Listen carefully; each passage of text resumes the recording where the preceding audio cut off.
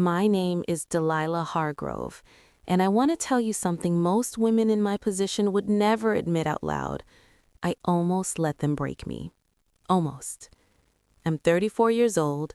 I grew up in a 2-bedroom apartment in South Memphis with a mama who worked double shifts at a hospital laundry and a daddy who left before I could spell his name.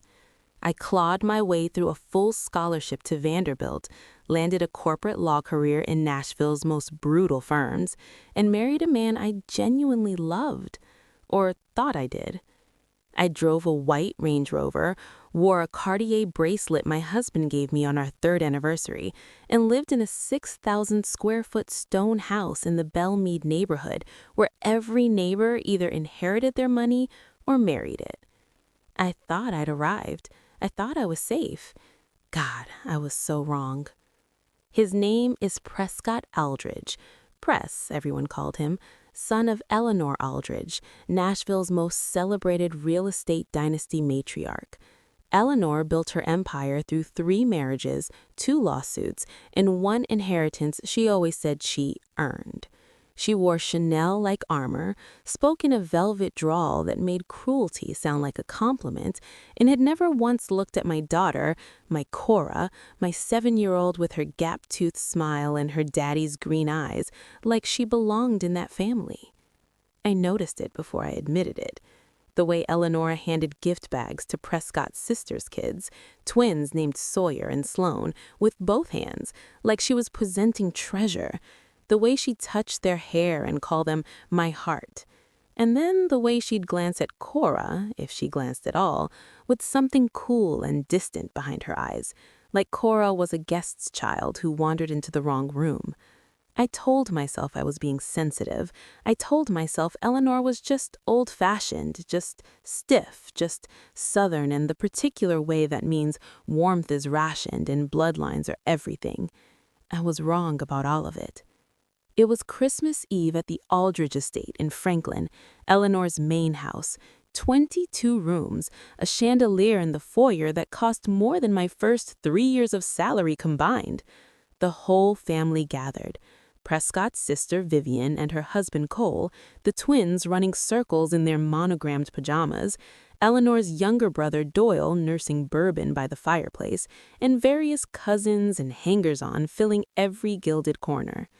I stood in that kitchen helping Eleanor's housekeeper Dottie arrange appetizers because I never knew what else to do with myself in that house. I was always half guest, half help, never quite either. Then Eleanor called everyone into the great room. Gift time. She sat in her high-backed chair like a queen at court, and one by one she called the grandchildren forward. Sawyer got a brand new iPad Pro, a gold initial necklace, and an envelope of cash, $500 I'd later find out. Sloan got the same. Then Eleanor's other grandchild, Vivian's youngest, Beckett, got a signed football and $200. The room was warm and loud with that performative holiday joy that wealthy families mistake for actual happiness. Then, silence. No one called Cora's name. My daughter sat on the rug in her red velvet dress, the one I'd stayed up until midnight finishing the hymn on, with her little hands folded in her lap, watching every other child tear open boxes and shriek with excitement. She looked up at me once with those green eyes, and I saw the question forming behind them, the confusion that hadn't yet hardened into hurt, and I felt something crack open in my chest so wide I thought the whole room could hear it. I looked at Prescott. He was standing by the bar pouring himself a scotch. He felt my eyes on him, and he met my gaze for exactly 1 second before looking away. 1 second.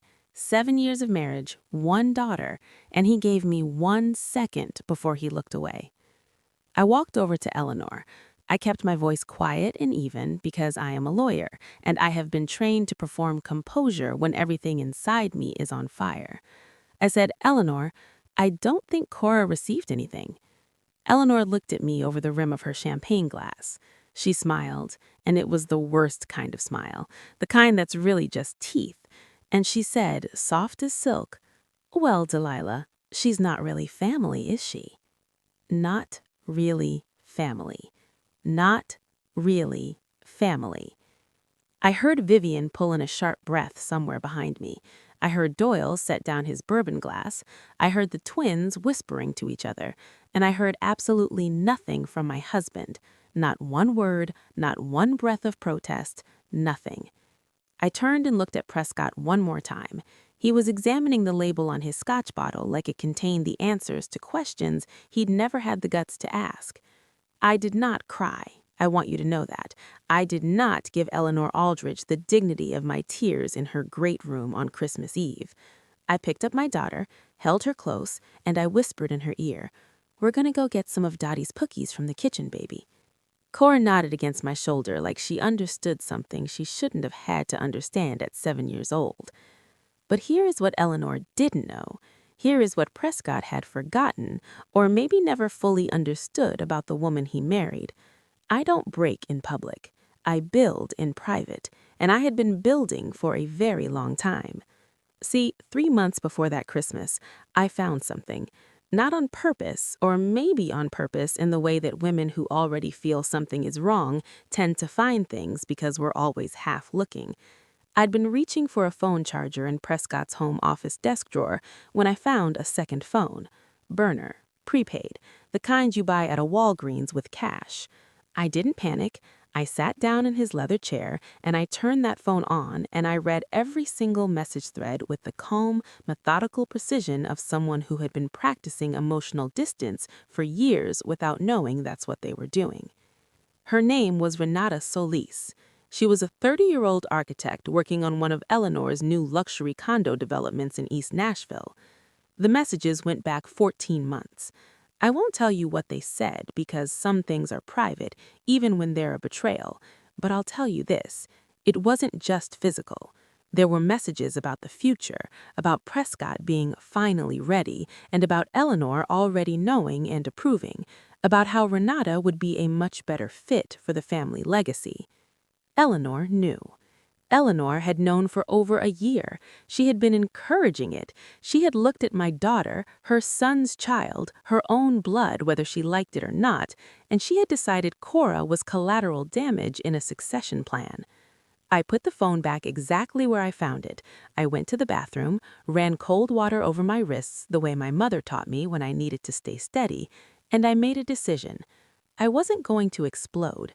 I was going to be surgical. Over the next 3 months, I did 5 things. First, I quietly transferred my personal accounts, money I had earned, money I had saved before the marriage, money for my own cases, into a private account Eleanor and Prescott had no visibility into. Second, I contacted my college roommate Jade, who was now a forensic accountant in Chicago, and asked her to look into the Aldridge family business structures, specifically the development LLC that Prescott co-owned with Eleanor. Jade found things, financial things, the kind that made my stomach drop and my mind go very, very still. Third, I contacted my own attorney, not our shared family lawyer, who I knew reported back to Eleanor, but a woman named Sandra Okafor out of a boutique firm in Germantown who I'd opposing counseled twice and respected enormously. Fourth, I had a long conversation with Dottie, Eleanor's housekeeper of 19 years, who it turned out had been treated poorly enough for long enough that she was willing to talk. And fifth was about Cora. I sat my daughter down one afternoon while Prescott was on a business trip that Jade confirmed was actually a weekend in Chattanooga with Renata. I sat with Cora at our kitchen island with hot chocolate and I said, "Baby, I need you to be my brave girl for a little while. Can you do that?" And she looked at me with those green eyes and said, "Mama, I'm already brave." And I almost fell apart right there. Almost.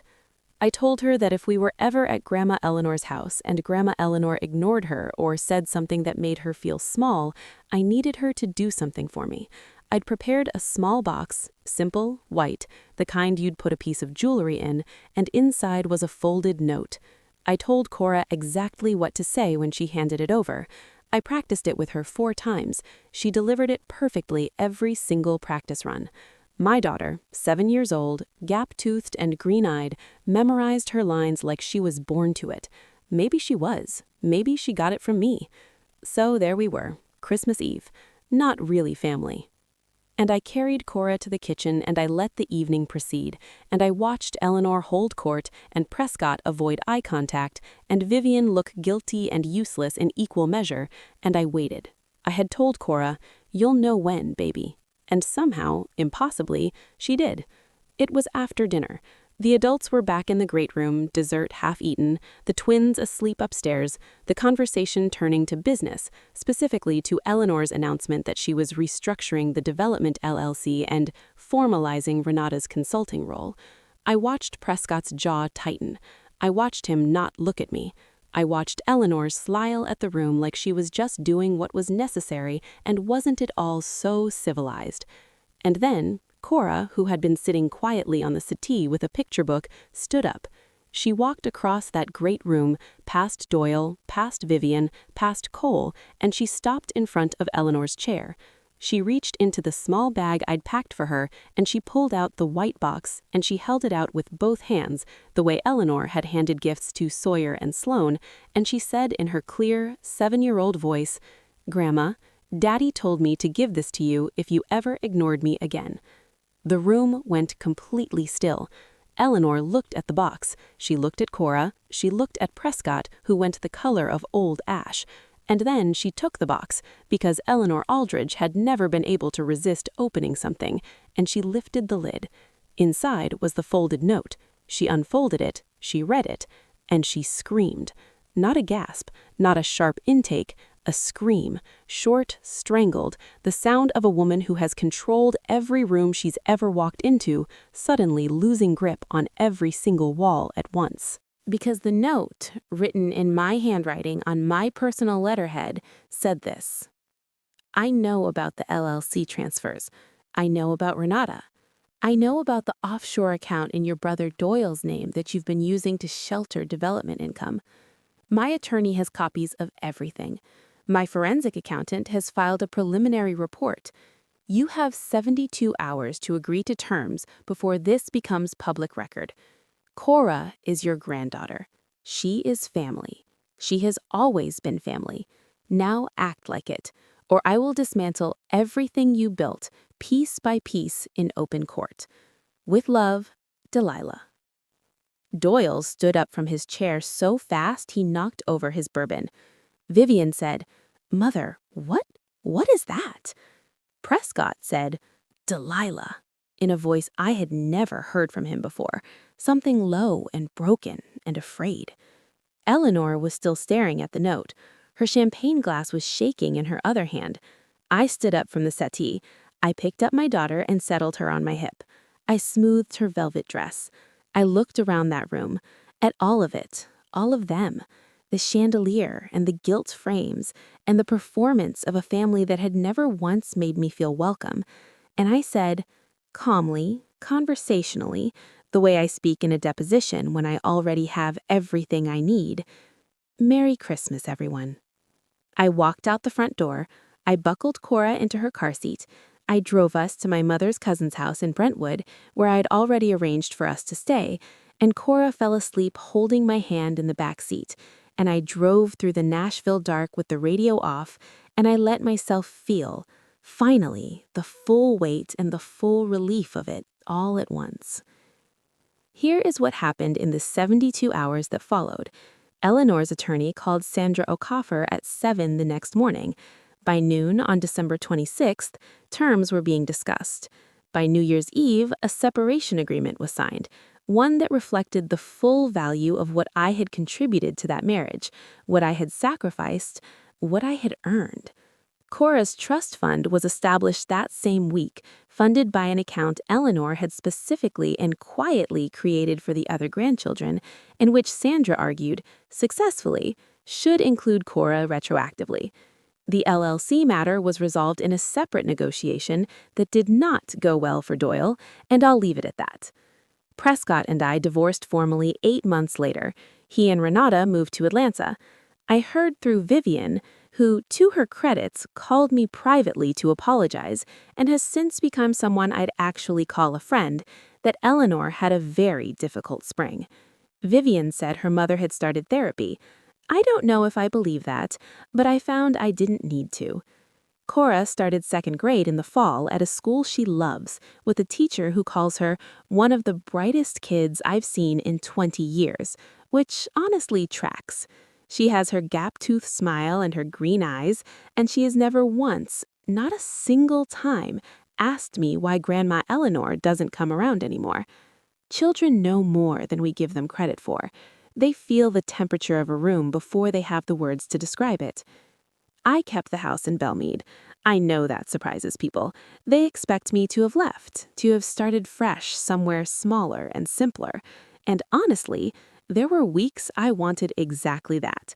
But I am Delilah Hargrove, and I grew up in a 2-bedroom apartment in South Memphis, and I clawed my way here, and I am not going to let a woman in Chanel decide what I deserve and don't deserve. I replanted the garden. I repainted the kitchen a deep, warm green. I put Cora's drawings on the refrigerator, and her muddy sneakers by the back door, and her laughter fills every room, and it sounds like nothing I ever heard in that Belmead house before.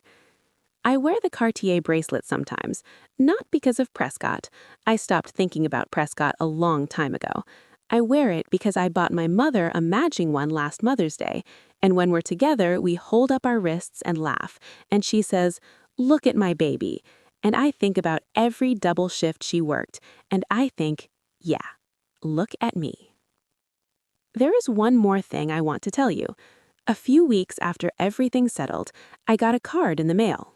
No return address. Inside was a single sentence in handwriting I didn't recognize at first, and then did. It was Dottie's, Eleanor's housekeeper, the woman who had worked for that family for 19 years and been talked to like furniture. It said, "She cried for 2 days. I thought you should know. Thank you." I put that card in my nightstand drawer. Some nights I take it out and I read it, and I feel something complicated. Not quite satisfaction, not quite sadness, something that lives in the space between justice and grief, which is where most true things live. My name is Delilah Hargrove. I almost let them break me. Almost. If this story moved you, even just a little, I'd love to hear your thoughts. Have you ever had to defend your truth when no one else believed you? Drop a comment below. I read everyone. And if you felt something while listening, if this reminded you of your own journey, or gave you a new way to see family, please give the video a thumbs up. It helps more than you know. Share it with someone who needs to hear that blood isn't the only thing that makes a family. And if you're new here or just passing through, hit that subscribe button. I've got more stories coming, real ones, raw ones about love, identity, motherhood, healing, and the messy, beautiful ways life surprises us. Thanks for watching, and remember, truth is never something to be ashamed of.